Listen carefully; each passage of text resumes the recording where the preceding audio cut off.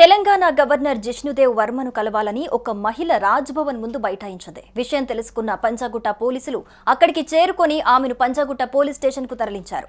మహారాష్ట్రలోని ముంబైలో తన ఇంట్లో జరిగిన దాదాపు 24 లక్షల చోరీకి గురైనట్లు తెలిపింది. అయితే ఇక్కడ బొల్లారం పోలీస్ స్టేషన్ లో తన ఫిర్యాదును స్వీకరించట్లేదంటూ ఆందోళన వ్యక్తం చేసింది. గవర్నర్ అపాయింట్మెంట్ ఇవ్వకుంటే రాజ్భవన్ ముందే ఆత్మహత్య చేసుకుంటానని ముషీరాబాద్ లో ఉంటున్న నాగమణి హెచ్చరించింది.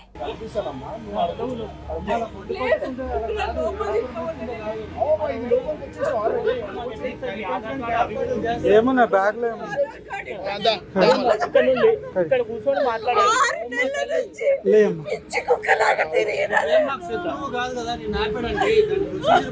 ఉమెన్ పీసెస్ తెలియదా?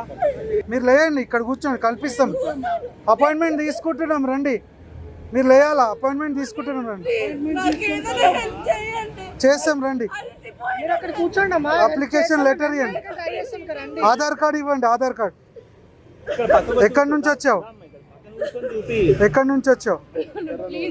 ఇక్కడ